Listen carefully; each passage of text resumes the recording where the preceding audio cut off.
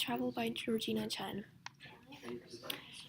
This is the 1 to 10 kilo power technology. It is a compact, low-cost, scalable fission power system for science and exploration, and it was created. Um, it's relatively a new combination of the available uranium-235 fuel form, passive sodium head pipes, and flight-ready Stirling converters. It provides power for rovers to probes Mars for and and Mars for and probes Mars for life, and the space stations to stay working for countless years to come. It also enables SMD decadal survey missions. Not to mention, it reduces the dependence on plutonium-238. NASA is currently trying to do a nuclear heated system test on the U-235 reactor core that is linked to a flight-like Stirling converter. They are making a design concept that will determine if this can be scaled for Project Mars, since right now it's currently only been tested on the Earth. A diagram will be shown later in this presentation.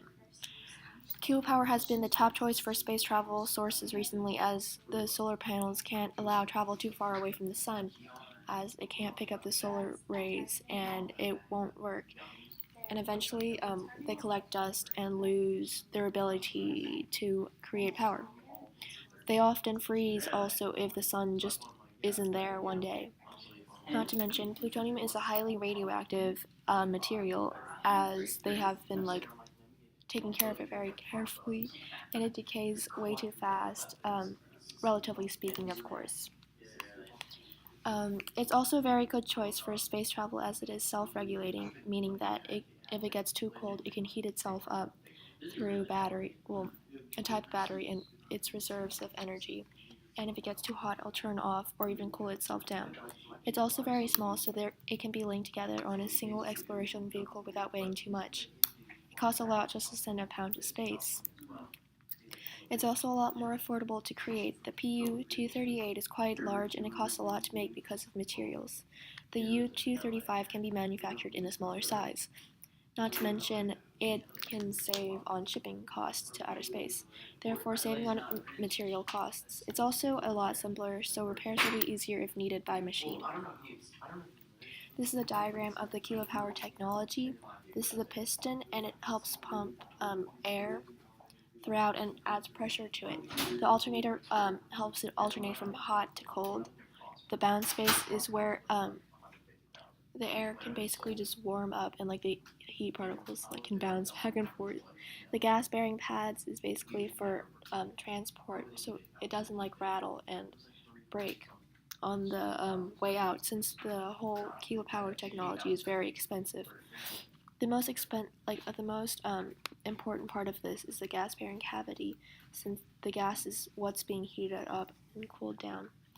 The heater head is very important too, because it's basically it's where it connects into the rest of the machine, and the heat exchangers are also very important, probably the most important part, because it's how the heat gets out and goes to the rest of the machine to keep it warm.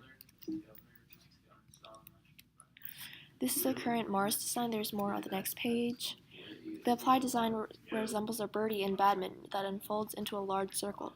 The design allows for it to last for more than 10 years for each power cell, assuming that it has to run the entire time, which it doesn't, since the heating regulation method.